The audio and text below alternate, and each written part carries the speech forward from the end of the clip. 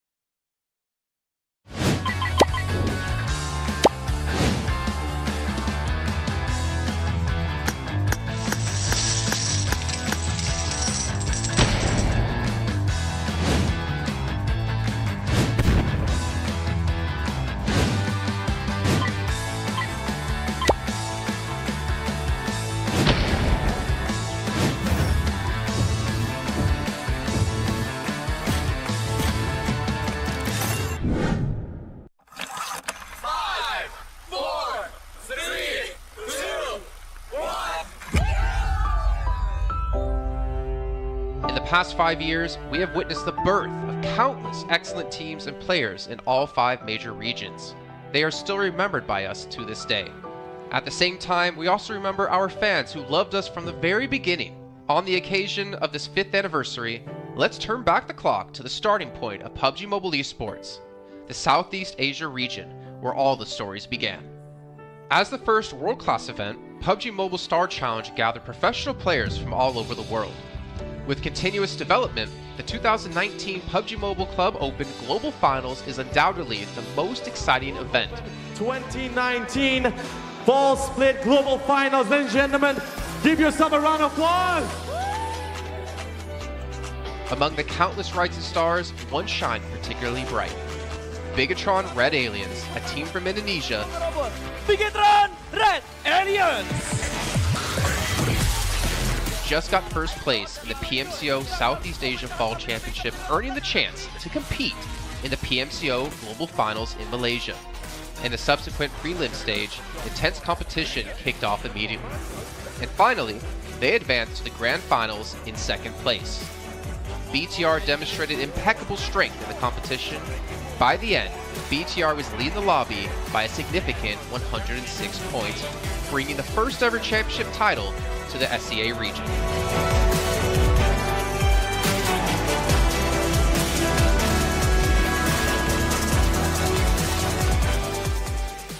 Di saat itu siapa yang nggak kenal dengan nama Bigatron gitu? Tim yang punya segudang prestasi, mereka juara dunia di PMCO Global Finals tahun 2019. Mereka banyak banget melahirkan pemain-pemain berbakat, Zuxi, Luxi, Ryzen, Microboy. Terus habis itu Zuxi, Luxi juga saat mereka menjadi juara dunia, mereka berada di masa prime-nya mereka banget. PUBG Mobile Esports always strives to develop and grow year after year. That's why we made sure to continue the support and build the SEA region.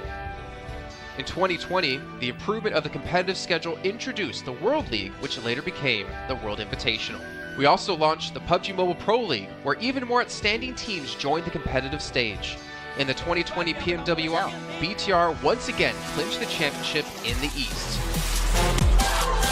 This had given Southeast Asia the title of the strongest region in the world. They hoped to continue their legacy at the PUBG Mobile Global Championship, the pinnacle of PUBG Mobile Esports. However, BTR was not able to repeat their performance from the previous year. Two teams is going to get goal this round. Winner, chicken dinner. Nova XQL. With the rise of Team Nova, countless brilliant moments were had, but this also left many players with regret. After BTR Red Alien won at the Global Championship in Kuala Lumpur, we thought C region was the best. We thought nobody could beat C region except maybe RRQ Athena, maybe Illuminate the Murder, maybe Mega Conqueror, but C region was the best at the time. And we get to the league. We heard of a team called Nova. We thought maybe this team is not that good. On the contrary, they owned all the teams. They were very good. Let's move forward to the year 2021. With continuous efforts, more teams and players joined the Pro League. For example, Xavier, who placed 3rd in the 2020 PMWI East League, also secured 2nd place in the PMGC East League. FaZe Clan also made their debut on the world stage. Có thể nói 2021 là năm thành công nhất của Dingo Xavier trên đấu trường quốc tế, khẳng định vị thế và tên tuổi của Việt Nam vô cùng mạnh mẽ. Còn với FaZe Clan, đây là năm đầu tiên họ đặt chân đến với giải đấu cao cấp nhất của PUBG Mobile, nhưng lại khiến tất cả những đối thủ khác đều phải dè chừng và e ngại. Undoubtedly, the year 2022 has brought the greatest changes to the SEA region. Vampire Esports emerged, dominating 2022 PMWI, winning both the main and after-party tournaments, while also setting records for most chicken dinners, most eliminations, and more. They were not only facing competitors from the SEA region, but from all over the world. Everyone was talking about VPE and wondering if they can maintain their performance at the Global Championship or if it was just a stroke of good luck. On the last day of the 2022 PMGC Grand Finals, VPE won 3 chicken dinners alone, moving from the bottom of the table to 6th place, achieving the best result for the SEA region. They pulled off another miracle, but sadly, it was not enough to win it all. In 2023, VPE continued their impressive performance. They once again won everything at the 2023 PMWI. 2023 PUBG Mobile World Invitational Champions, Vampire Esports!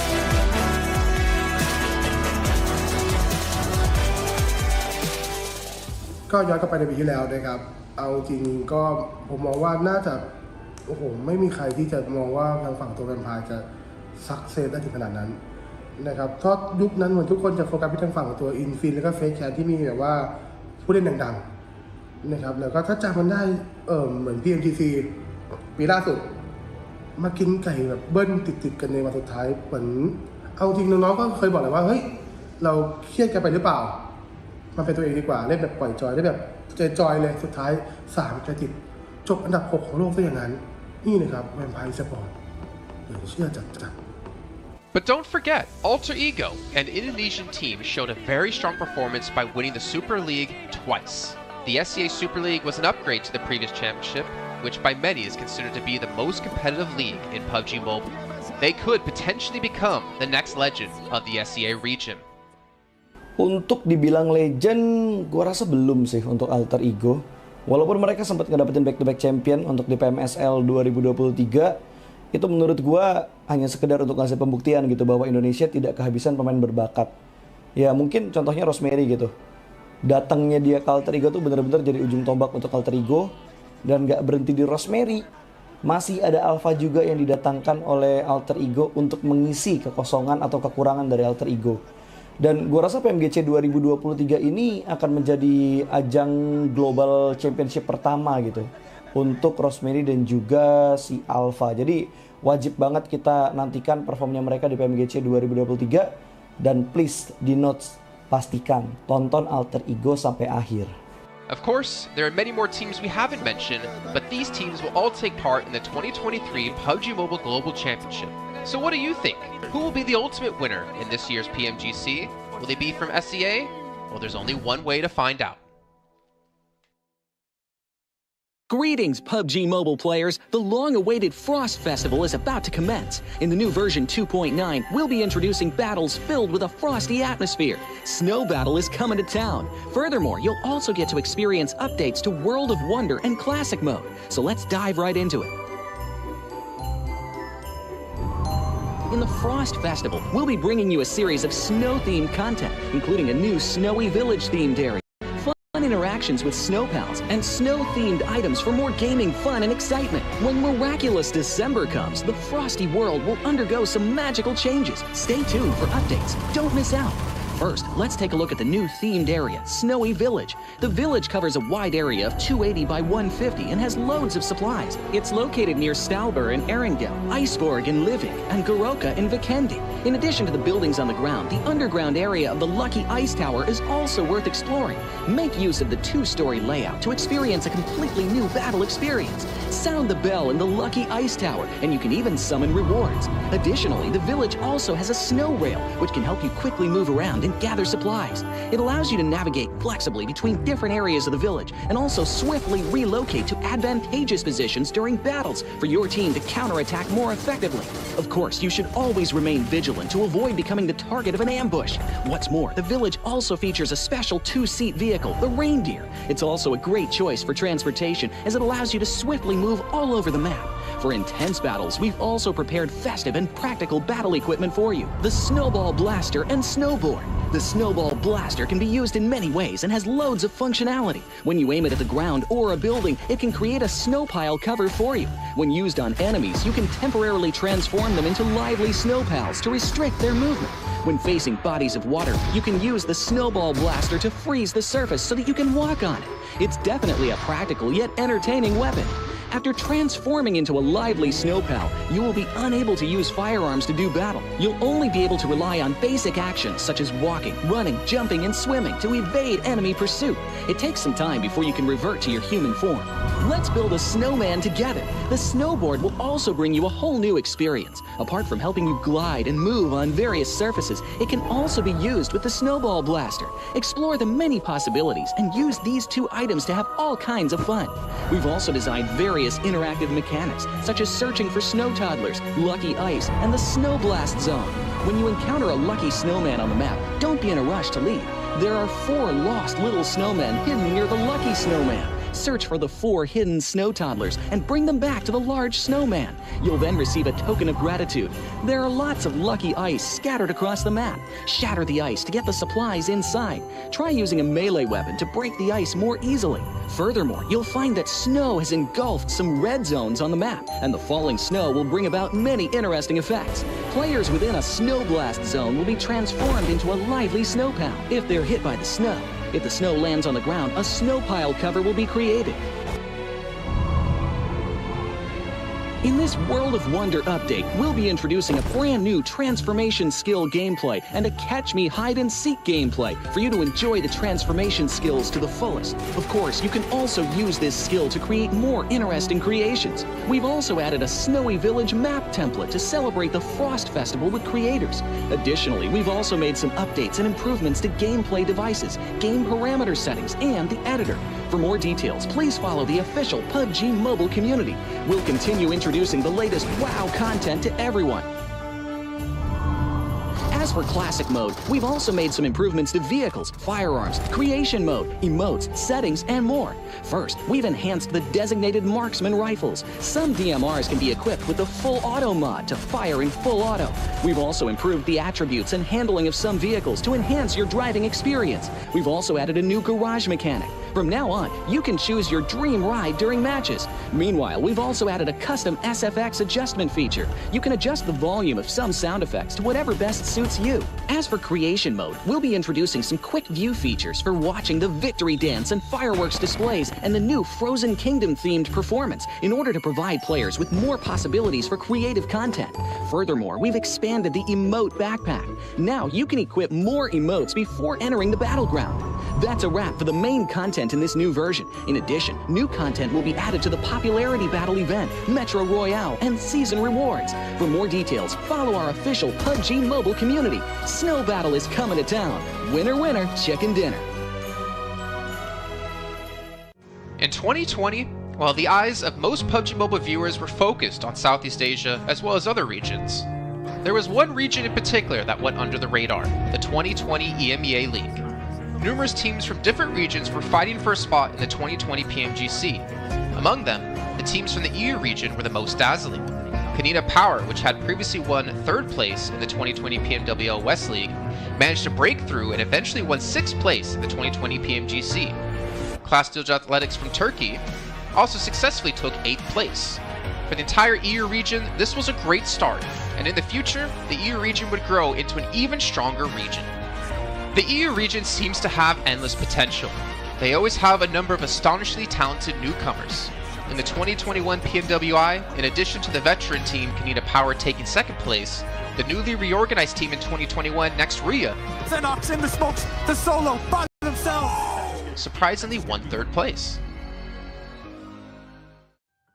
The EU region seems to just have endless potential. There's always a number of astonishingly talented newcomers coming up through the ranks, developing their skills, and in 2021 at the PMWI, you had some of the veterans there for sure. Canina Power taking 2nd place, an incredible performance coming through from them to get that 2nd place. But not only that, you had the reorganized team for Next Ruya in 2021 who won PMPL Turkey. They came 1st in their region and then were invited on the back of that to the PMWI West to take 3rd place. So these new talents working as this new roster at the time, a phenomenal resurgence there, and there's so much more left in the pipeline, I'm sure, for this region. I'm really excited for what the future has, and I can't wait to see what they've got. In the 2021 PMGC, teams from around the world gathered once again. First of all, worth mentioning is that among all the participating countries in the grand finals, Turkey had the most with 3. Among them, teams like S2G and Next Ria finished 4th and 6th respectively. This was a massive achievement. The efforts of the EU region are constantly bearing fruit. Now they just needed an opportunity. 2021 yılında Dünya Şampiyonası istediğimiz gibi başlamıştı. Çünkü West aşamasında 3 takımımızı birden ilk 6'ya sokmayı başardık ve büyük finallere 3 takımımızı göndermiştik. S2G 4. olarak buraya katılma hakkı kazanmıştı ve kadrosunda Rip7, Timber, Kalse, Sylas gibi isimler vardı. Büyük finallerde ne yapacağını çok fazla kestiremiyorduk temsilcilerimizin çünkü dünyadaki takımların iyi performansları söz konusuydu. Büyük finallerde temsilcimiz S2G 4. olmayı başardı. Nexu'ya 6. olmayı başardı. Maalesef Fenerbahçe ilk 8'in dışarısında kalmıştı.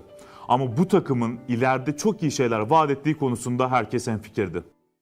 Next, let's go directly to the 2022 PMGC. At a time when everyone was focusing on whether Nova could win 3 consecutive championships, a team that was not originally a favorite to win was about to become the focus on the stage. S2G performed consistently in the first 2 days of competition, always maintaining a position at the top of the leaderboard. And on the final day, S2G changed its conservative tactical strategy and sought to gain more elimination points in the last few rounds.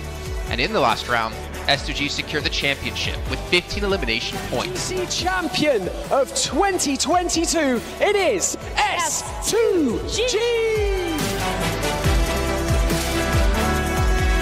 They finally broke through and made history for the EU region. 2022 Dünya Şampiyonası bizi büyük zaferler getirdi. Tabii ki Dünya Şampiyonası başlamadan önce bu zaferlerin geleceği konusunda çok bir fikrimiz yoktu. S2G kadrosunda bazı değişiklikler yapmıştı. Takıma yeni katılan oyuncular vardı. Özellikle Reis ile birlikte takımın form seviyesi gerçekten çok yüksekti. 2022 Dünya Şampiyonası finallerine 2 takım göndermeyi başarmıştık.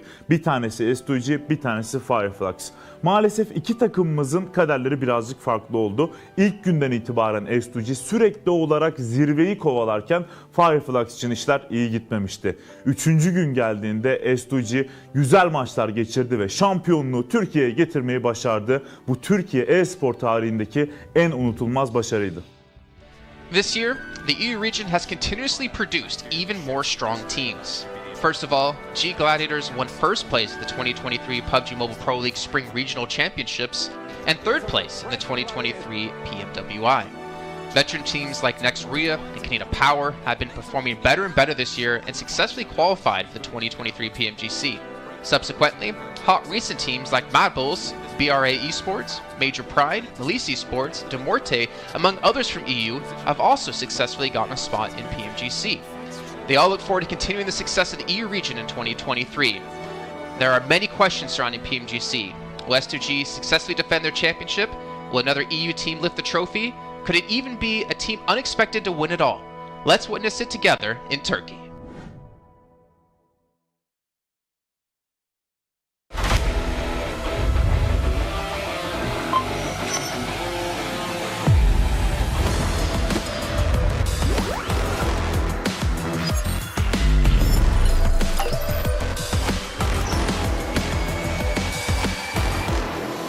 Investigator. Join the Investigator team and let's protect the game's fairness together. 2023 Popularity Annual Gala event tutorial. Hey there, welcome to the 2023 Popularity Annual Gala. We've introduced a brand new competition and upgraded rewards. You will have to go through 10 rounds of 1v1 matches and compete to become the first ever PUBG Mobile Popularity Annual Gala champion. So let's get right to it. New competition, ladder competition. The Popularity Annual Gala event will be utilizing a new ladder promotion system. Players' initial ladder grade will be determined by their battle points at the end of the first round. Ladders are divided into 6 grades: Triple S, Double S, S, A, B, and C, with Triple S being the highest. Ladder promotion rules. Players are ranked based on the popularity they gain during the battle period. For rounds 1 to 9, the ladder results are settled at the end of every round's battle. Apart from ladder grade C, each ladder has 100 spots, with the top 20 promoted, the middle 60 retained, and the bottom 20 demoted. If you're trying to move up the ranks, be sure to stay within your ladder's retained threshold or higher before each round is settled. Additionally, ladder grades can only be promoted or demoted by 1 grade at a time, so your performance in the assignment round is crucial. Be sure not to miss it. Final showdown. Based on the rankings from the previous 9 rounds, round 10 will be the decisive showdown to determine the final rank and ladder grade placement, including the champion of the 2023 Popularity Annual Gala. Who will emerge as the ultimate winner? New exclusive rewards. At the end of round 10, rewards will be issued based on the player's ladder grade and final rank. For outstanding players, they will receive exclusive rewards that can showcase their supreme honor both in and outside the game. In-game rewards include the honor title, honor name tag, and honor avatar frame, which are sure to make you stand out. Moreover, there are also physical trophies, interviews, custom-made popularity gifts, official social media promotion, game exposure, and other exclusive honorable rewards. Gain global renown both in and outside the game. What are you waiting for? Participate in the 2023 Popularity Annual Gala now.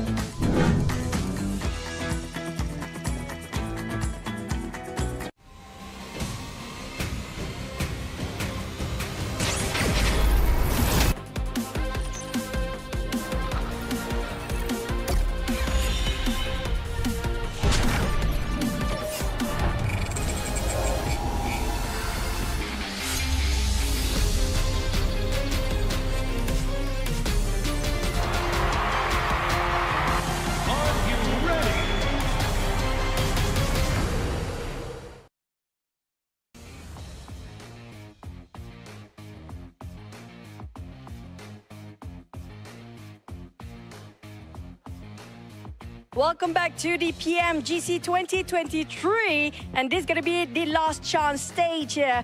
And I'm live in Malaysia, Battle Arena PJ, with me none other than Potato coming out from Alter Ego. Now starting off our questions and brief interview for the day.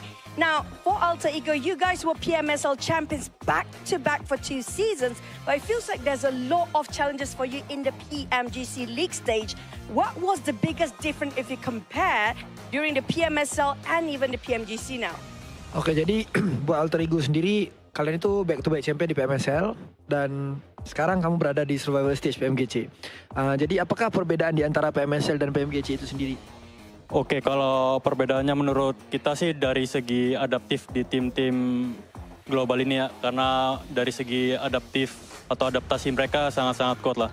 Jadi mereka nggak ada patokan mau gameplay gimana, jadi mereka menyesuaikan dari segi gameplay. Okay, if you ask me the difference between PMSL and PMGC, most of the team at this PMGC, they know how to adapt with the situation. They don't have like one specific play style or they want to play passive or aggressive. No, they're not doing that. They just adapt with the situation and improvise from there. So I guess that's the biggest challenge for them as well then. And now, based on yesterday's matches, are there any adjustments? Since today is your last day playing as well, you have to wait for tomorrow. Will there be any adjustment for your team to just make it for the next stage and get a better result? Oke, jadi buat hari ini adalah hari terakhir buat Alter Ego sendiri. Apakah menurut kamu sendiri ada sesuatu lah yang kamu ngerasa bisa nggak kamu lolos ke survival stage nanti gitu?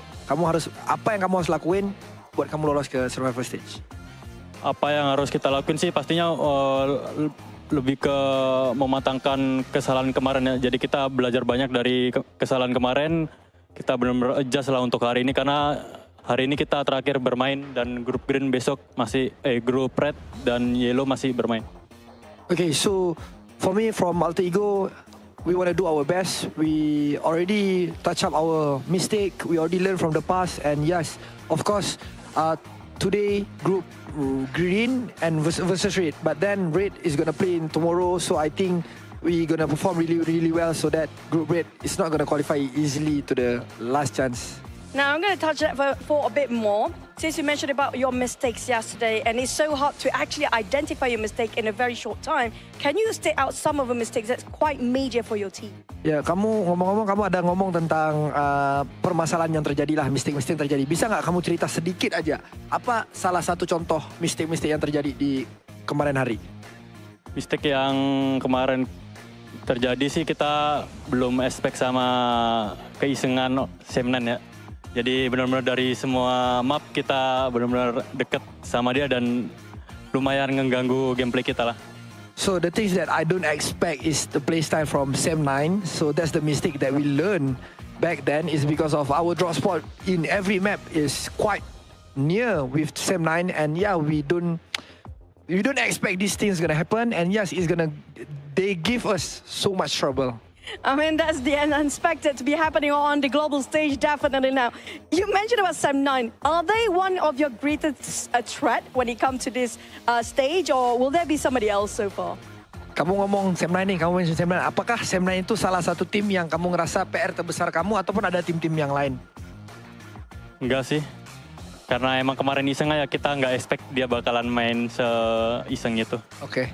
So basically, it's not really SEM9 is our biggest threat, but then we just don't expect they're gonna play like that. Okay, we might have more surprises for today, by the way. With tight points among the teams, and you still have a great chance to make it to the last chance stage. What's your focus to improve your rankings since today is your last day? And what do you think is the most important outcome for today's games? Okay, jadi kalau kita lihat dari point system, poin kalian itu tidaklah terlalu jauh untuk kamu lolos ke ke last chance. Jadi, apakah fokus terbesar yang kamu mau fokusin hari ini supaya kamu bisa lolos ke last chance? Kita lebih ngemaksimalin tiap game sih. Jadi kalau tiap game kita mendapatkan hasil yang bagus, poin juga bakalan ikutan bagus juga. Jadi kita fokus game per game. Okay, so basically we're gonna focus on each game. We're gonna focus on our first game first. It's because of I believe if we focus on each game, the point will come afterward. So we're just gonna do our best in every single map so that we're gonna maximize our point. I agree. It's one step at a time, one thing at a time as well. But we're done here on Stage Live. We're going to toss it back to the casters. Good luck, all the best for all the teams out there competing, especially when it comes to Green Group. Today will be the last day performing, and the next day they have to just wait it out. We're just going to toss it back to the casters. Casters, take it away.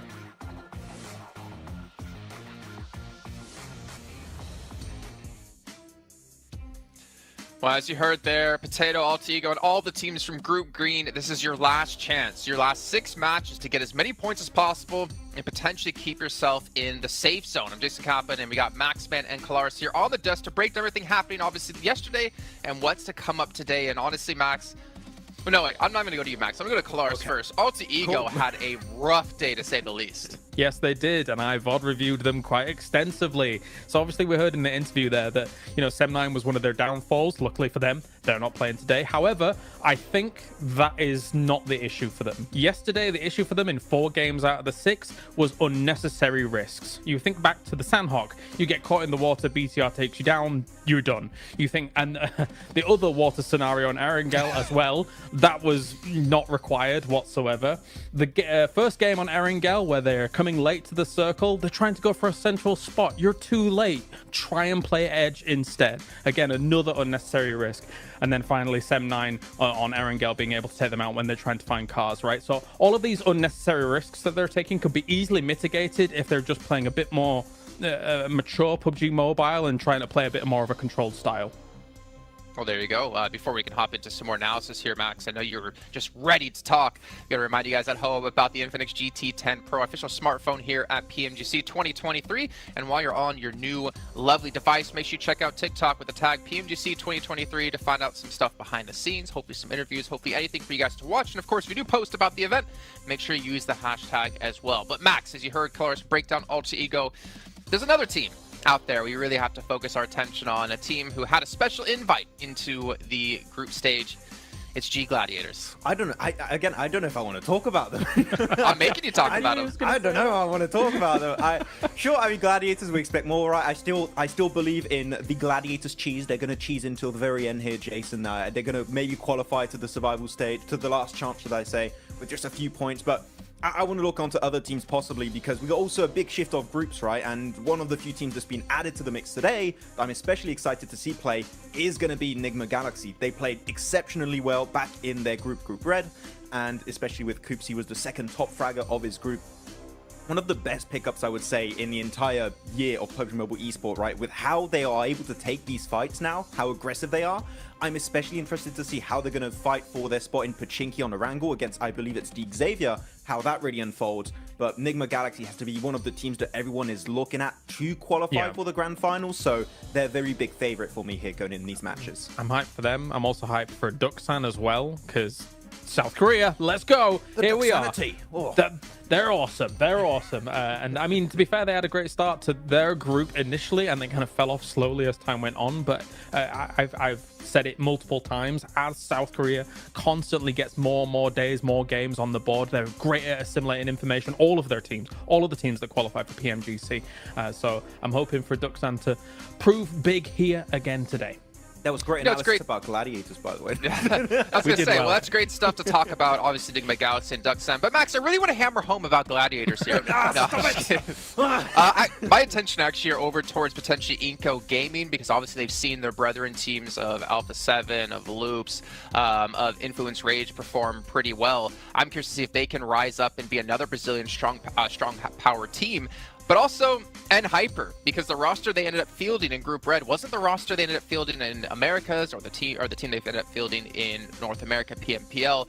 I mean, to be fair, GFan on the roster was surprised to see them do so well in the group, considering GFan's kind of been out of the team for a while now. But they have, I guess, a lot of pressure coming their way from North America in general, considering they're our only representative. And I don't know. It's going to be tough, man. That's all I can say. I know that Zifan is watching a lot of, doing a lot of viewer parties, watching a lot of the different regions. So I think that might have helped out, actually, because he knows kind of what to expect in these matches against all these different teams, how they're going to rotate, and how these matches are going to be unfolding. So maybe that has been helping them out quite a bit. But it can't help you against the domination of Brazil right now, because Influence Rage are just running away with it. And as you said already, talking about Inco, Jason, they have already played at this stage. Nenebich in particular, one of my favorite players of the region, that I would like to see them potentially climb up. But that would be too many Brazilian teams almost in the grand finals.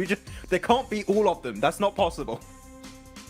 Or could it? I don't know. Yeah, we'll see. Obviously, still a lot to come up down the way. But we can see a comparison here of Mad Bulls up against the Galaxy. And Mad Bulls obviously struggling when it came to placement points, able to put up a ton of eliminations and obviously double chicken dinners as well. We could see just obviously the performance when it came to group stage quite different when it came to eliminations.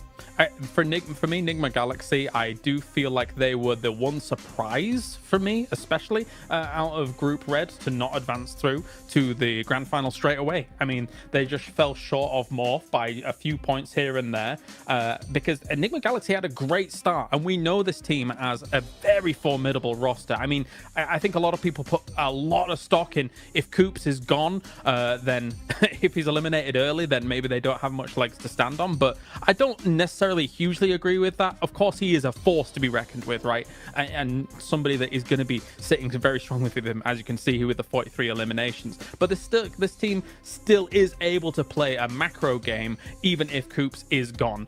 It's just that he is quite the powerhouse to speak of. I mean, thinking back to PMWI, Max, we did see Coops kind of be similar to Nomi, similar to Matic. He was kind of off by himself, but also the funny thing was he was the tip of the spear, it seemed, in most parts. He would be like the first one to cross the rows to get position for his team, but he'd be so confident and so successful to be able to do that it allowed Enigma Galaxy to kind of adapt their style quite a bit to how Coops can perform to his best. If you're Enigma Galaxy, you don't need an IGL. You just need to, Coops is engaged, we just follow Coops.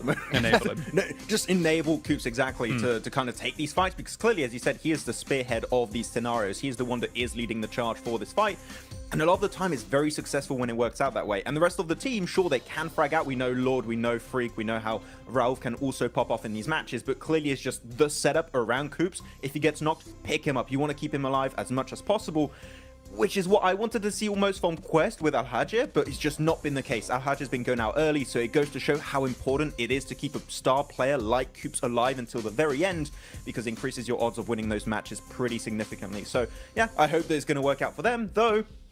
If you're looking also on this graphic, Radio Seal, currently Reject, we had some great moments, right, Kalaris, in the group stage.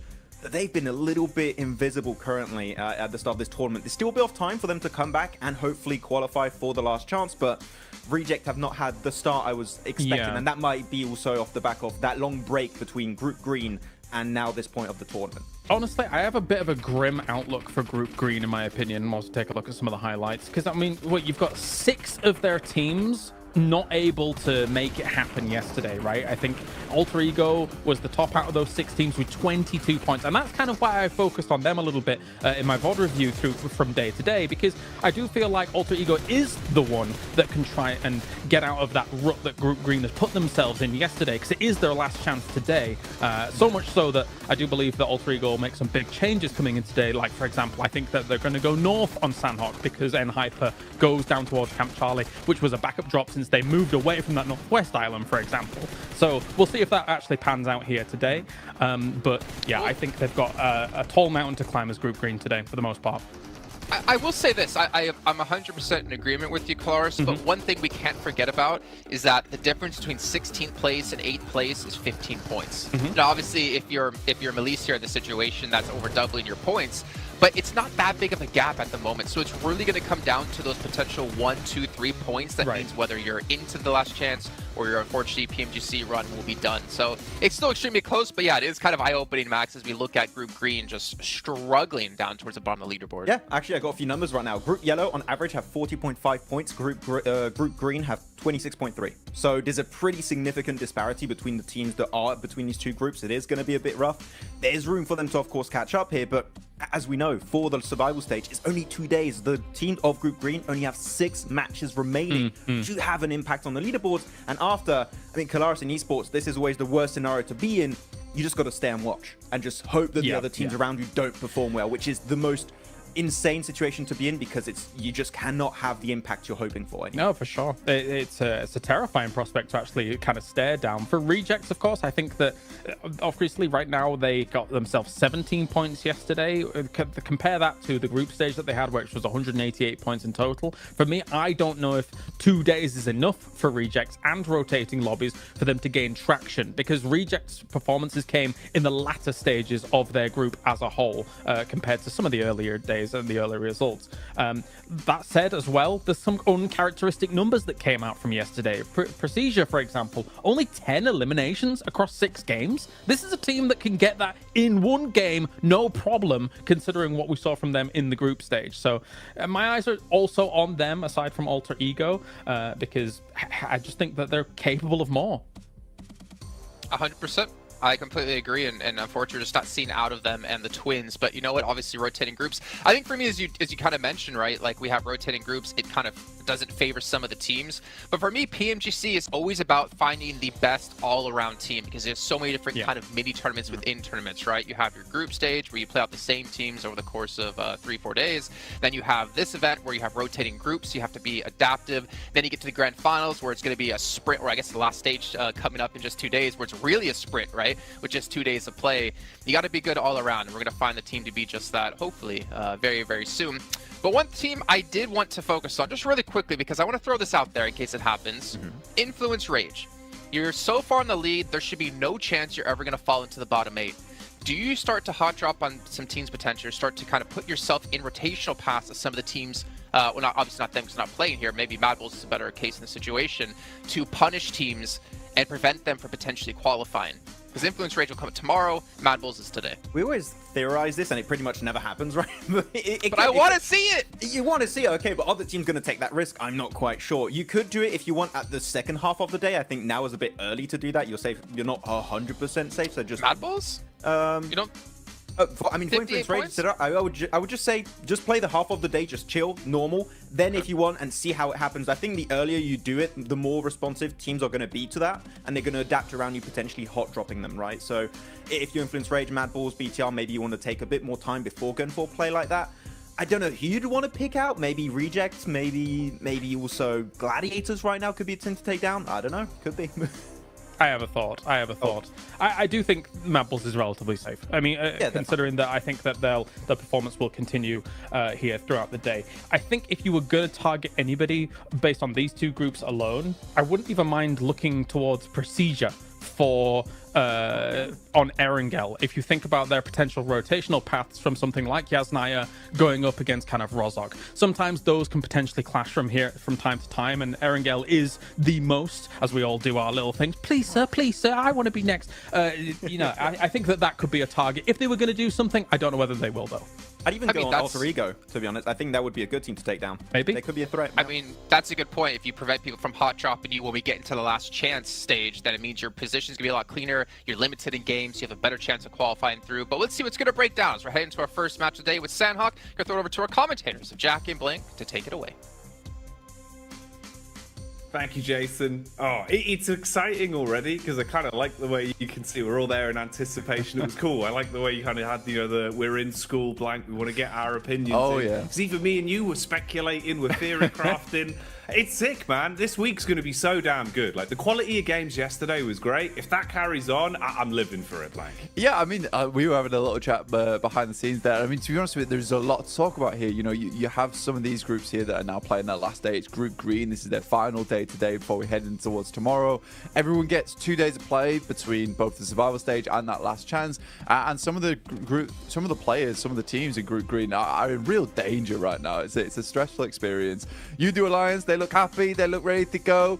They look very, very excited to get things on the road here. They had a pretty good upwards trend over in their group. Didn't start off so strong, but ended it quite significantly well. Obviously not getting in towards that direct invite stage, but yeah, for Group Green, things do get a little tough here.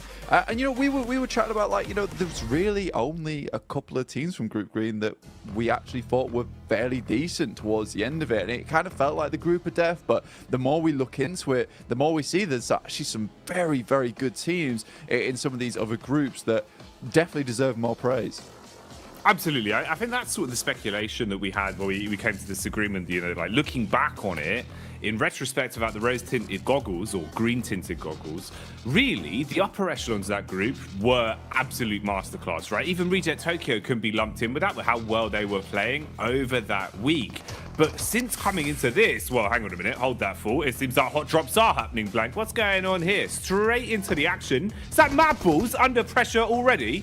It is Inco versus Mad Balls here. And we saw this versus Mad Balls in the very first day of their group versus Falcons. They lost their hot drop, but they're used to it now. They're expecting something to go off. They've already found one knock off the bat here. Let's see if they can find any more, Jackie. How far can they go with this then? Fleek getting the reload off instantly, trying to assess the situation. Now, Mad Balls always feel like they were hit with pressure on Sanhok. Even back in regulation of Group Green, they were being tested for control. Inco are the ones that are starting to show up here, though. Early damage done. Fleek down by the DBS. Another knock coming in, Blank. Bit of a trade, but now we're seeing them both be severed. Lots of damage across either squad now. It was one apiece, but Inco were able to get that res off there. Vitali will finish off Fleek in the meantime. Zerich desperately trying to hold his own. Becker trying to head down the stairs. Nice little peek out coming through from Inco. Only one Mad Bull left remaining, but it's Tulika. He was having a fantastic day yesterday. Not about to let this game slip out of his hands, but he's only got one teammate left to bring up, but a huge amount of damage onto Squash. Last player alive, Tulika. Can he clutch this out? Oh, is it going to be burned clutch like a used car salesman? Drop down for Squash, seeing if he can clear his way through as the bullets come flying. Tulika calls for the backup of his teammates, rotating further over so he's got room to try and pick him up later if possible. Doesn't peek off the back of the bait of the movement either, so Squash still holding. Frozen expires, and it's all on Tulika for good. No chance of getting his teammates back, so worst case scenario has happened here. Even if either one of these solos get away and give up the final elim, you have crippled yourself coming into the opening game today. And this is it, Blank. They've got to roll with the punches now. Yeah, Nima Galaxy also having a little peek in here with Ralph off in the distance alongside of his teammate. So this fight is not going to go well either way for both squads right now. Tulika is on the broadside, will be spotted almost immediately. This shotgun that Squash has found himself alongside with the SK-12 that he's currently holding on to, it is just stressful to deal with now for Tulika indeed. One shot will be enough to take him down unless he's at distance, but for the Mad Bulls, this is still sort of an important fight to win out on, right? You do not want to be losing your spot in Ruins. You don't want people to be feeling like you're an easy prey come towards that direct invite towards the PMGC, that global championship. So for anyone watching, all the other teams are already qualified. You know, Mad Bulls having to put on a bit of a performance here, a bit of a display.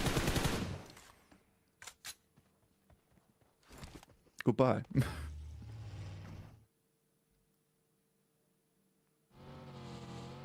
And with that, Tulika will move onwards. Ralph takes out the final player there from Inco. Difficult stuff ahead now for Tulika himself. Be moving forward here, Jackie. Oh man, that is a rough way to start this off, Blank. You know, we're coming into it thinking that we have time to speculate, give a bit of a lay of the land, if you will, for our viewers at home. We got Jason's favourite, just what he ordered, you know, fresh from the oven there, the hot drop specialty. Mad Balls just walking away with just the one man as well. The worst case scenario, really, Blank. And then a third party to steal that last elim. Ooh, wrap that up in a neat little package. If that isn't a little taster of the sort of shenanigans we're going to be seeing today, then I don't know what would be. You know, maybe like a beef stroganoff.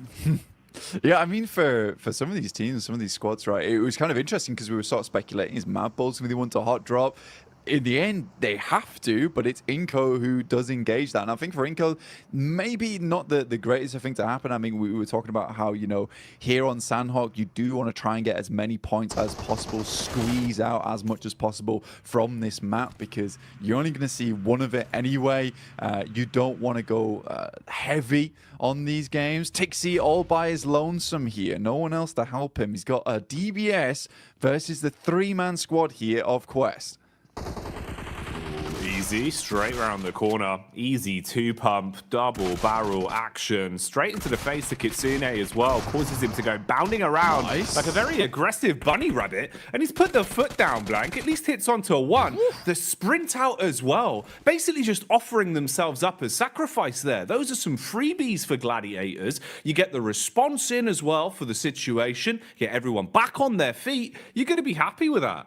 Yeah, you got to be really, really pleased with the fact that Tixie's able to hold his own on this compound. It is typically where Tixie does play as well, over towards this eastern side, able for the rest of the team to get over towards him as well. And I think that is nice. That's a nice regroup coming through from Gladiators. A lot of times they've been fairly slow on that approach. If one player is all on his lonesome, backup doesn't come half as quick enough a lot of times. So for Tixie, he is thanking his teammates, clapping them on the back there. That is a very, very pleasing result for Gladiators. Not so much for Quest, currently on 13 points. It's not really looking too good for this team, even after the absolute mad plays we saw from Al Haji yesterday. I don't know how much further Quest is going to be able to get into this tournament, but I think next year is going to be a really good year for Al Haji, no matter what team he's on.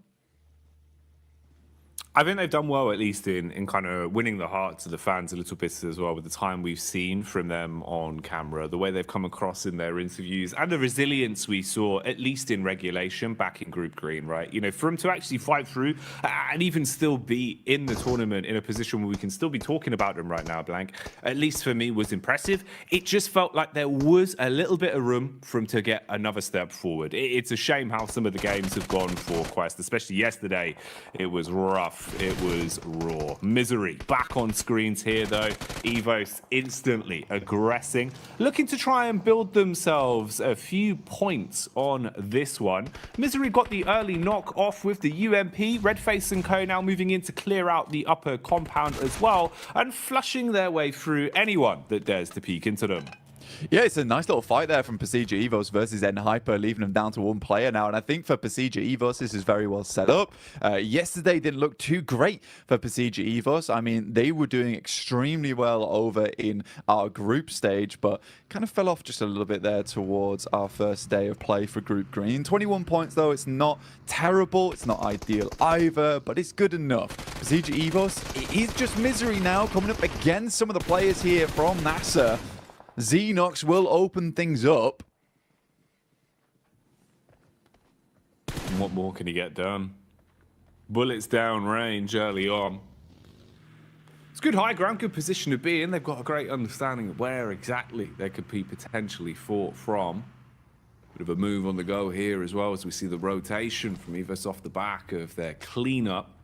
Now finding a bit of a safer compound to play in, but they've been startled, detected from across the road. We're lying in wait. It's Melise of all squads.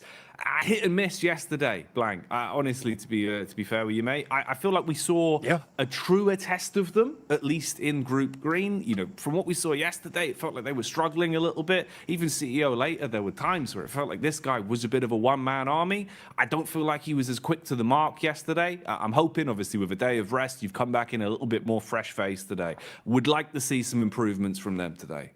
Yeah, I mean, for the Turkish squad, it's just a little bit difficult for them at the moment. I mean, they've been making a lot of right moves. And I think for an Edge team that likes to kind of read into opponents' movements around the map and cut the legs out from underneath them, they did a good job of it in terms of theory, right? In theory, where they were playing, it was all fantastic. Then they were going down to these engagements. They weren't always able to win it out very cleanly with a four-man squad going onwards and just clearing from there. And they ended up just losing games very early on. And this kind of the risk with playing Edge a lot of times whilst you're holding out and guarding those Edge sides is that if you get into an engagement there, you lose it, right? There's not much chance of getting very much further into the game. For other teams that like to leapfrog from Edge and then send towards a kind of a middling position between the center of the circle and the outer side of it, you have much more chance to get further into the game and maybe pick yourself some pretty consistent placement points off the back of it. And we had a really good conversation as well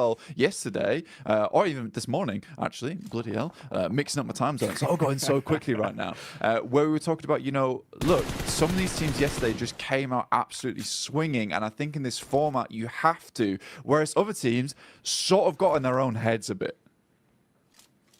Yeah, that was one of the big focal points we were kind of sort of umming and ahhing over, about how you could see the difference of, let's say, a team like Influence Rage, who came out just playing their style, just absolutely giving it, right? Any opportunity they had to just swing on a fight, play confidently, going into an engagement, basically thinking, you know, we've already won this. They're just thinking about the points being in their pocket.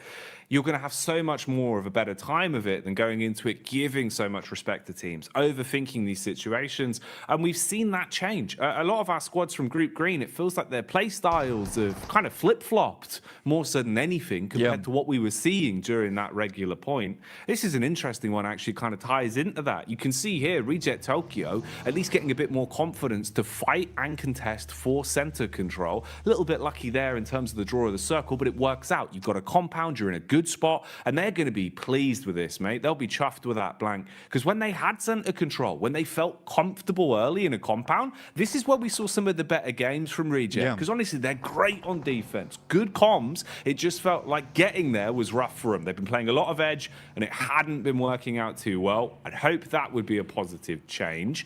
Bit of a fight potentially developing here as well. You've got the push up the hill. Focus is drawn from NASA towards the backside, but a few bullets whizzing on by. Room for a bit of a scrap here. Yeah, I think for Enigma Galaxy as well as Nisa, this is a case where potentially Enigma Galaxy will just think about just swinging wide of this, potentially trying to get in underneath towards Painan. I think Enigma Galaxy is a team that is very well known for some of their more smart rotations. A little bit of a scout there from Ralph. He's in very much danger now of taking a knock. Luckily, the vehicle is going at a strong 90 miles per hour. Alter Ego zooming in towards where Reject is playing. Already Octa gets taken down here. They try and take control of one edge, but Reject has penned them in, locks them into one location. Now the nades can start to come through. There's a lot of damage off the back there. In the meantime, Duxan does take down Ralph. We talked about him earlier being very, very low. Pins pulled on the nades for Alter Ego, looking to see if maybe there's a way they can defend themselves with these bad boys. Problem is they've already taken so much damage. Reject Tokyo setting themselves up. They're trying to reset in terms of the defense and readjust what positions they're playing from so they can support each other a little bit easier. There is nades in play as well. Reject Tokyo normally very good on lining up those double nades. That could be something to come back towards. For now, we'll see what's happening up on the hillside as well. There's been a bit of commotion here. Teams have been making their presence known, and that high ground control is going to be worth its weight in gold the longer this one goes on. So pressure being applied there. Rotation coming in as well. You've got Alliance on the move as they start to make their way over. Drop in the smoke so they've actually got some cover to work with. And you'd need it because Melissa are close by and they're eagle-eyed, Blank. They've got eyes like a hawk. Yeah, for Udo, this is probably one of the toughest rotates currently happening on around the map, where they're sort of locked in between DX as well as Malise Esports, and DX has a fantastic control of his high ground. Something we saw a lot from them yesterday is identifying some very strong positions on the map, but also being really good at holding them down. Not necessarily always in compounds, just in certain areas of the map where they have that high ground control. They can play around a little bit of hard cover and go from there. Circle moves very hard towards that north side. Now, that is a little bit of grace given towards MB Esports. They can use that to their advantage. Udo Alliance, they take a knock in Flax, and a quick heal goes over towards Fatar there. So very, very immediate response from Udo Alliance, but I don't think it's going to be enough here. I think they're just caught on with the worst end of the stick out of the lobby. Probably the only team that's going to suffer in the next minute or so, I would say.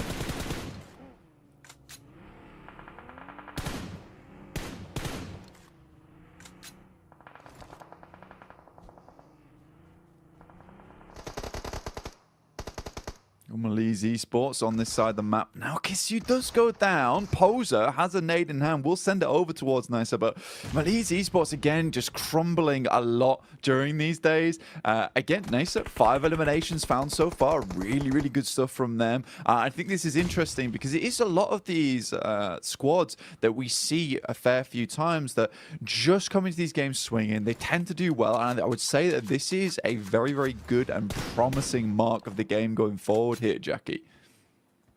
I'd agree with you, man. It feels like, actually, you know, we're getting into a bit of a groove now, a bit of a stride for some of our teams. A lot more aggression displayed early game as well here with the culmination of the 2 groups we have in today's lobby for survival stage. Now, they were being pulled and pushed in multiple directions here. It felt like they weren't quite sure which fight they wanted to set their gaze on, but now they've been thrust into one. They have to try and survive, taking a ton of damage up against Evos. Good lay of the land from Link as well. Knows to look towards the distance, can see just over the ridge side where his next opponent is coming from. They've got an understanding of where exactly he's playing towards, but with the bullets connecting, they're going to start to farm up these elims. Malise, meanwhile, are crashing down as well. This is Udo Alliance still trying to push over that hill. They've been doing this for quite some time, Blank, and maybe it's going to start to work out. Nice connection onto Levites. He's dropped and finished off for good, and they're still pushing in. Yeah, Cluck's doing a really good job here. I actually like the thought process we saw from Udo Alliance. Unfortunately for them, DX follow them down on that south side, which is a really cool play from DX. You don't a lot of times see teams chasing on this situation. In the meantime, Reject desperately trying to hold on towards their central compound. They left it. They moved towards that north side, but they did face off versus FaZe. But they're currently still in a strong position. Gladiators, for them, this game is very, very important. They already started things off really well with a 4 eliminer. It would be absolutely strange and weird circumstance that we see Gladiators get the majority of their points done on Sandhawk. As we know, they are horrid at this map. This is a map that they do not find a lot of success on, but already they're up to 7 eliminations. With 4 players alive, this is starting to be a really good run for them. There's an itch in the back of my brain just reminding me of one of the Sandhawk games we saw from Gladiators quite some time ago, Blank. And I just remember it starting off in the same kind of way. When the pressure's on Gladiators, when it feels like, you know, the story's not going to happen, the crazy comeback towards the end is never going to be there. It feels like finally that Cinderella story won't be written. Something like this happens. We've seen it before on Sandhawk. I don't know what causes them to play like this sometimes, but they've certainly had their breakfast this morning, and they're coming out with some fibrous maneuvers, looking very solid in the moves they're making. 7 elims to the name, Blank. How much longevity have they got on this one? We'll keep our eyes on it because Gladiators need a good game, and the individuals are playing to prove that. Yeah, they desperately do. Right now, facing off versus Duxan, not an easy team to go up against. MB Esports, they lose Fistboy on a knock. That's to DX, who are doing a really good job over on this eastern side, just clearing their way through. Up to 3 eliminations now. Alter Ego also chiming in. Bit of a better rotate from them over towards this south side, able to take over that compound that Reject were holding on to. I think a lot of that comes off the back of the fact that Gladiator was able to get some really good pot shots between the windows, knock some of the players from Reject. Very much slow slow them down, bog them down. More nades sailing in from Gladiators, taking out the remainder now of Duxan. FaZe spots out some of the players from Gladiators, will take some pot shots towards them, over towards that western side. Chow gives his life for the rest of the team, but it's just Paragin now. With Lamborghini down, he is able to get in, but this is more of a survival game for them. Great circle here for the Gladiators. The last minute men, as usual, very much feels like back towards my university days where the deadline's looming and then suddenly I'm in the library for 24 hours. That's how it always goes with Gladiators, man. I sympathize them with a lot, Blank. I'm the same. Unless the deadline's there, it's not getting done. And that's the way they play. And honestly, it's working wonders for them right now. Again, you know, with every time we're looking over to them, they're starting to build up more elims. And like you're saying, zone-wise as well, they're in a good position to make a play off this. The one awkward encounter in the dead center as well is Reject Tokyo, now basically being the Reject duo, with all of FaZe in full force around them as well. So not really what you want to be. A bit of flat sharing going on, and that's illegal. It's called subletting, Blank. FaZe are going to clap back onto DX as well, finding a way to peek through the windows. An assault onto Paragin. That's an unlucky knock. Yeah, I think right now, even though he's able to get Lamborghini up, it was kind of for nothing. This little high ground that Gladiators currently have control of was so fortuitous that they got the circle on this side. Coming off that high ground is very difficult, so they're trying to milk it for as much as they can here, stay on this top side. But it's MB Esports coming in to try and challenge us. So now, Gladiators need to be ready for this one. Kitsune, luckily, is in position as the DBS, only able to find one, though. And that's not quite enough. The rest of the team instantly needs to improvise off the back of this. Sek and Mondo are down, so it's a decent start. The nades start pouring in, and it's a nice nade on the backside towards Fistboy. Just Akaze left remaining, and Gladiators quickly clean them up there. Up to 12 eliminations now, Jackie. A fantastic start. Tixie's flying through the air. Matic is on the support. Oh, mate.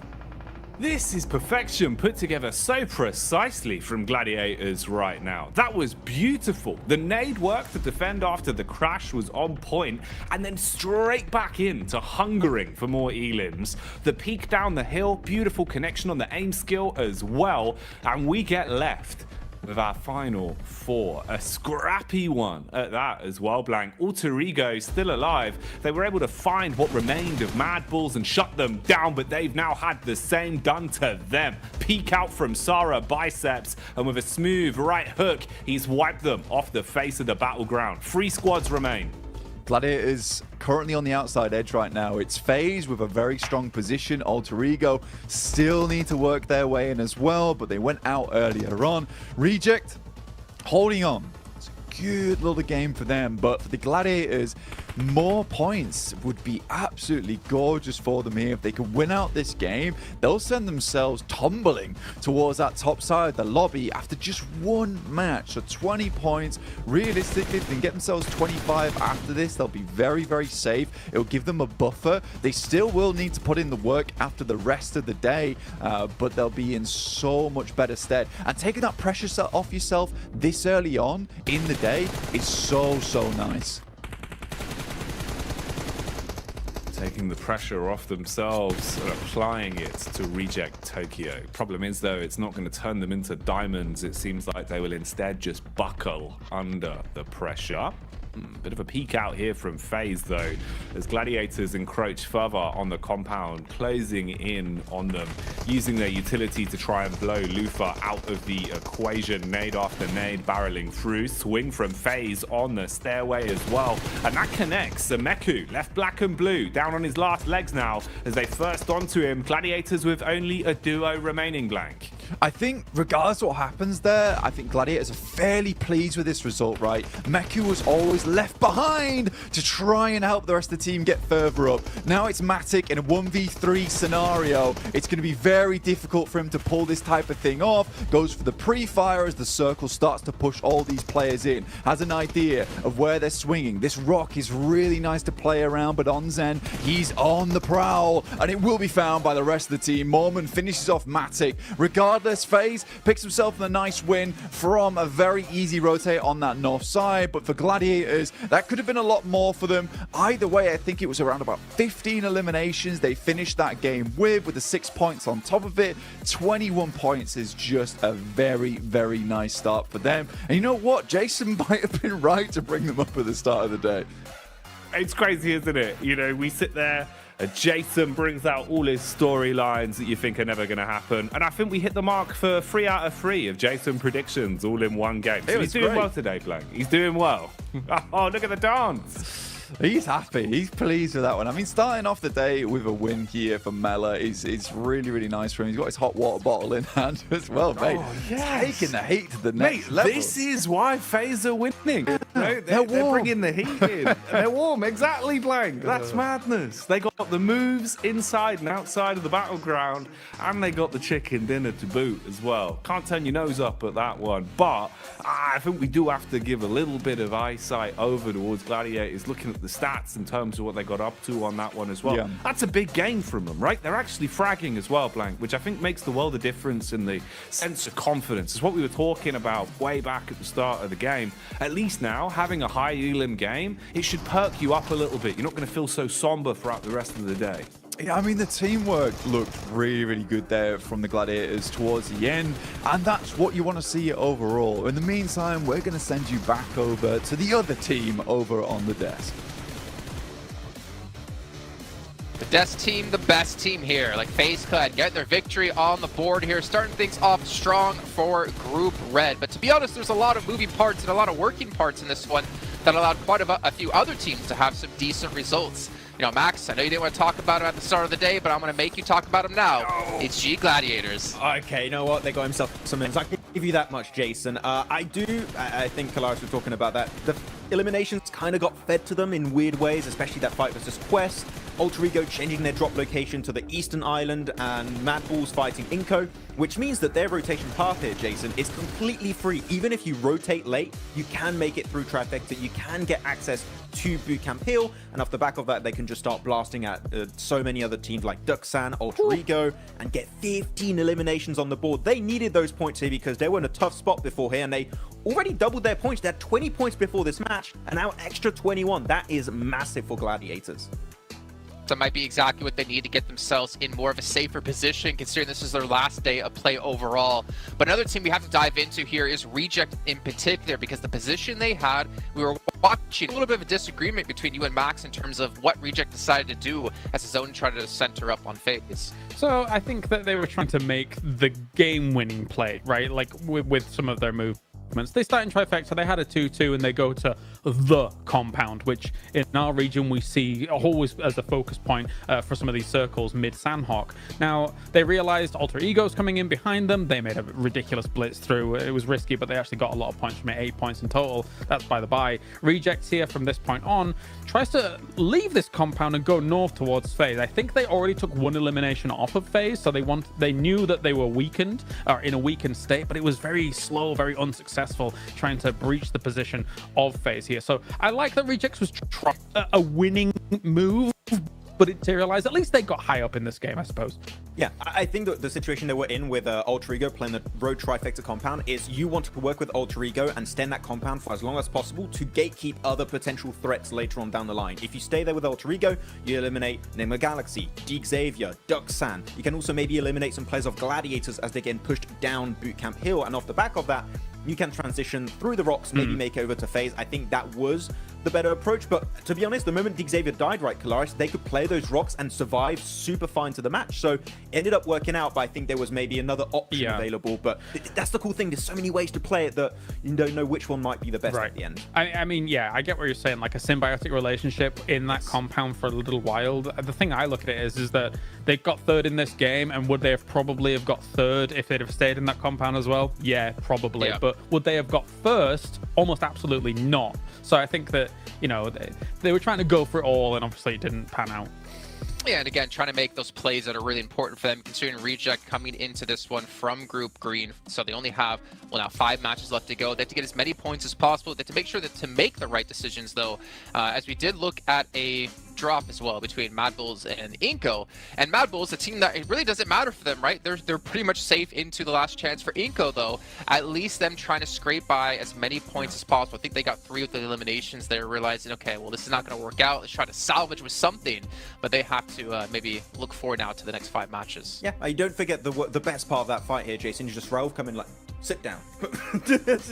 just get rid of them right away. That was a good bit. That was a good bit right there. But yeah, it's a hot drop. It is normally Inco that would have to change that drop because Mad Bulls, as you touched upon, Kalaris, during that game, already so comfortable. It is currently their fight to win currently in that position. If they win it, they clear it for the last chance. And Inco, they're just going to be maybe completely out of that position from the get-go. So yeah, Inco, cool. It's fair enough. There's only 1 of these maps per day.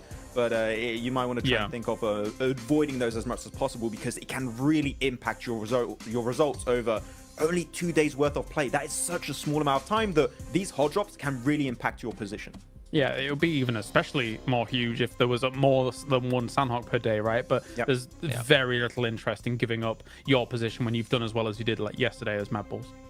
One thing I do want to mention really quickly, because you said it while we were watching the game, and I kind of really like the idea of it. We did see Altigo change the drop location, as was mentioned already on the desk here. They went up towards Cal. But then when the zone started to shift away from Corey, more centralized, and they were on the east side of Corey, you were talking about what do they do here in this position. And Klaus, I wanted you to bring that up just really quickly. Yeah, again, they're just playing really risky PUBG Mobile. Like going for these wide rotates, going up against Quarry, which is a very difficult place to transition away from. They have to bomb it through to try and make something happen. If they'd have come in from the north, it might have just been an easier time. But yeah, they did all right. But it's, again, very risky PUBG Mobile here. Yeah. High risk, potentially high reward for Altigo, who desperately need every single point they possibly can in our final 5 matches. And it's time to head into our second match of the day, which is our first Erangel of the day with Jackie and Blake. Ooh, the first of the 3 Erangels. This is good. This is always my favorite Porsche and Blanc because it feels like we start to get the more nuanced games, right? Where we can kind of expect the more unexpected. But this lobby's already looking kind of wild. So we'll see what we get, Blanc. We'll see what we get. Room for some treats. Yeah, I think that the guys on the desk touch on a really important point here is that for some of these teams, you know, specifically what Kalaris was talking about really interested me in the sense that, you know, Reject, they go for the game-winning play at the end of the day. And I think you have to do that now. You really do have to go for these sort of things because, honestly, for Group Green, we know that this is their last day of play to get in towards that survival stage, not be in the bottom 8. And again, because you are the group that's playing the first 2 days in a row, you don't play the last day, you don't really know what marker you're aiming for, right? You don't know where that bullseye lies because no one is on that 16th position where it's just fixed, and you can think to yourself, we only need to get this amount of points to get in. So you have to push it to the max every single game, and I think that some teams are realizing, I would say too late at this point in time in Group Green, that they have to go for these game-winning moves. That had to come through yesterday. It absolutely had to come through yesterday. I think Mad Bulls took their fate into their own hands very quickly, as did Influence Rage, who have more than secured their position over towards the last chance phase. At this point, I think they have 77 points, something ridiculous at this point in time. So I think for some of these teams, maybe it's coming through too late. You need a little bit of luck today. You need to really hit your shots. You need to be making strong rotations and maybe, just maybe, able to bump those points up just enough. I think for Quest, that instant elimination at the start of the day there on Sandhawk versus a team that most people regard as not the greatest Sandhawk team will really knock their confidence in a big way. We know Quest made it in by the skin of their teeth, literally 1 point in Group Green to get towards that survival stage. I don't know if that sort of playstyle is going to cut it here, where a lot of teams, we're starting to cut down past the teams that, you know, didn't get past the first group stage. They're now in the survival stage now where we have a lot of really, really strong teams. They won't just sit down and die like Tiamba did. No, it's not going to be anywhere near as easy or as fine of a margin. I think that's the other part as well, is the fact that that was 1 point of difference. I would imagine it's going to be a little bit more of a stark contrast here. Well, imagine I would have cried. That would have been huge, man. Full John Rambo action to start off the day, but not going to happen. They will try and instigate the fight, though, onto Melisse as best as possible, whilst they know they're a little bit fragmented over in Alliance territory. So he's going to go breezing off, and Poser will join the rest of the squad. Group up and see what they can get done. But yeah, it is very... I don't know, it's quite a curious way to start off the day, really, in terms of some of the teams that we saw playing well. It was a bit more unexpected for me. After what we saw from Gladiators, I was kind of starting to shift into that, you don't believe in the Gladiators camp. But as soon as it feels like you hit that point on the meter, that's when they bounce back. I think they do it just to, spite everyone. Yeah. And, they do, man. They really want to kind of rope you into the idea that it's not going to happen, and then they make all the fans book their tickets last minute to the finals. That's how that always goes. But we'll see if they can maintain pace, because it was a good game from them. But it's a key point that you hit on as well that I think is quite interesting, in the sense that the best they can do now is try and repeat that as much as possible today, because obviously they've left themselves with no other chances to accumulate points. So if you're leaving it up to another team to decide your fate, that's the rough part. Losing Alva off the back as well. And I think this is something that's happened a few times now coming through